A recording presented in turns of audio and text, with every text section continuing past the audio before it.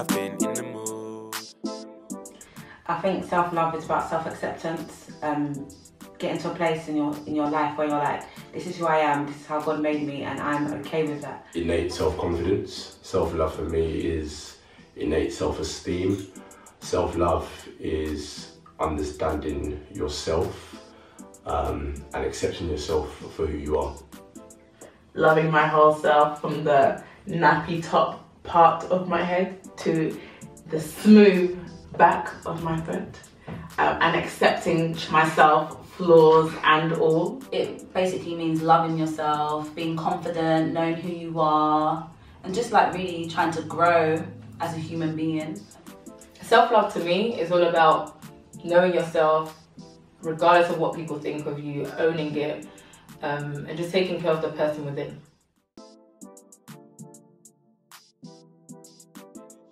Quite a while ago where I love myself as much, and I feel like that was because I wanted to be accepted. Like, it kind of goes back to the whole relationship thing where you kind of get with somebody and you want to kind of fit certain criteria so that they like you, so you can't ever kind of be true to yourself. You basically want to fit into a certain ideology for them, if I'm making sense. How I got out of it was by reading self-help books and reading blogs like blackgirlsareeasy.com. It doesn't sound as bad as, you know, I'm saying it. I wouldn't say, I think I've always loved myself, but I think there's parts of me that, you know, I've been a bit ashamed of, and I think I've grown, where I've grown to accept me for who I am, I've also grown to accept the flaws or the things that I might not necessarily be happy with. There was a very long time that I did not love myself at all. I mean, this was over a number of years, and how I came out of it is by writing poetry.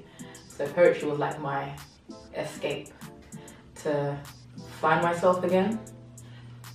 So it took me about, in total, for me to start loving myself and to escape that time, about 3 years.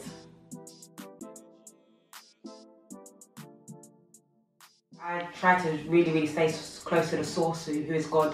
So I try to like read scriptures every single day, try to read things that are positive. I have a lot of post-it notes in my room that just say things like, chant your psalms every day, forgive, love, just different positive affirmations.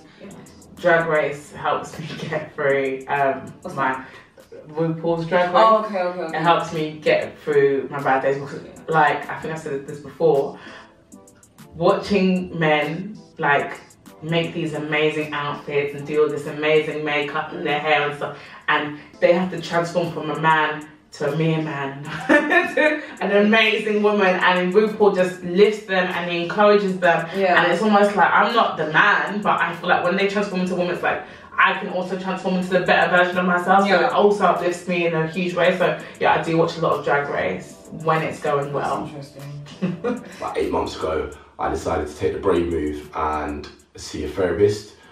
So I've been getting a lot of support with a therapist from that perspective. That's been really important for me because from a fitness perspective, whilst going to the gym can be quite therapeutic, I do feel like actually investing mentally in your health, with your health, and someone in that profession or professional within that industry has definitely helped.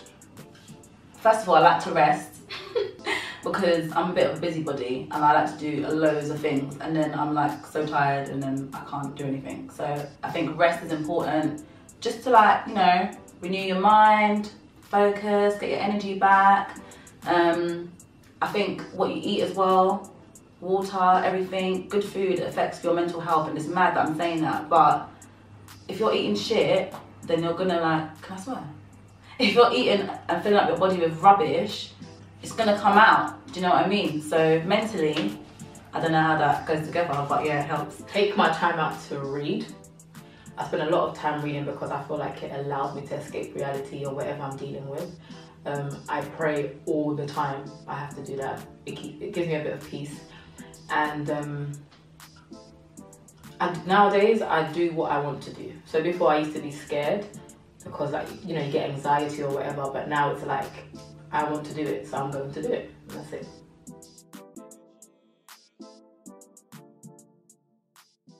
You get a fresh haircut, come out the shower, shining. No. When you get a haircut, shower, you sleep, the haircut has to marinate. The next day, whoever gets to me that day is lucky. Listen, it's 48 hours. Give the haircut 48 hours. Yeah. I don't know. Then I step out. 48 hours. I'll just, you know, like a caterpillar, I'll just be there,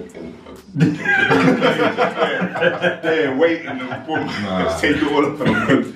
Listen, it's that. Definitely with the hair. Yeah, the hair freshly done. And also it's attention as well, when you get attention from women, you mind your business. You know, when we go out, mate, you know what I mean? This song sprang to my mind, wild thoughts, that makes me feel good. I don't know if you can take it, ayy. I know you like that to me, nigga. That really puts me into character. There's many songs like that, but yeah. What do you think? Every girl is like, the dance floor is there, they can't see nothing else when that song comes on. Maybe a Drake song as well. Yeah, Drake.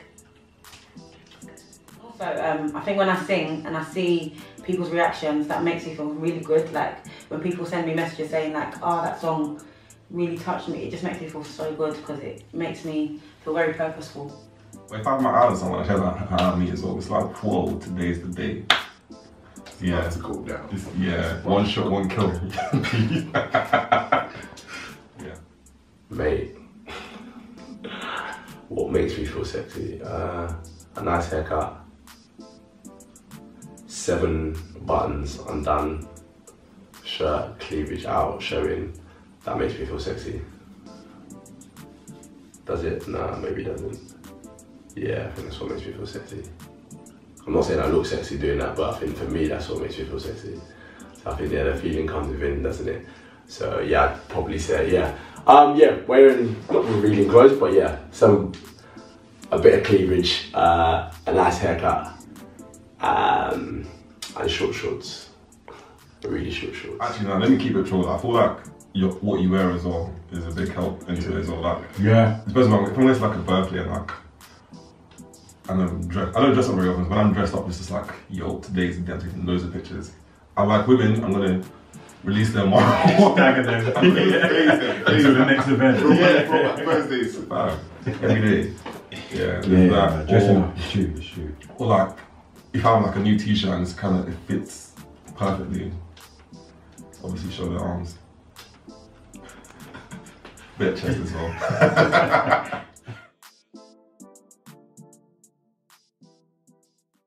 Oh, my family. I think there are a number of people that hold me accountable. It depends. So if something's going on that, my family are aware of, they will hold me accountable. If it's in my friendship groups, it will be my closest friends, and I don't have a lot of friends. It's just a very small circle.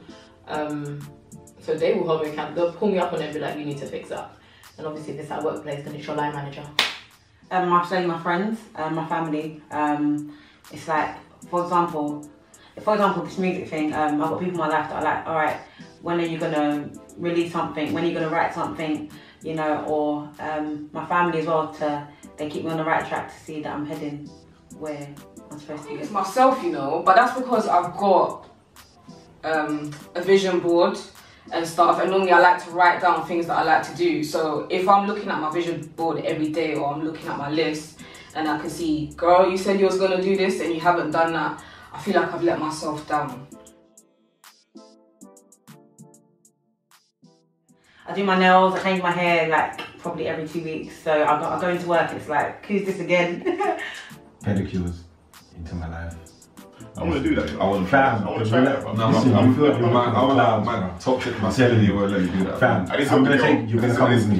Come with. I'm so experienced. And you live local, bro. There's one local. What's this? Pedicure day and that. Look at you. Yes. Oh, yes. Do it. Yes. Might as well do face mask as well. Look at you guys. Just don't care. This what? Cucumbers. Bro, do you know what it is? The way that it was explained to me, like at first I had that same approach. Like, I'm a man. It was basically, bro, the feet that you walk on, like this is what you use. This is what you've been walking around in for however long, playing football, doing madness to your feet, bro, and you don't want to take care of them. Yeah. Okay. Fair enough. Yeah.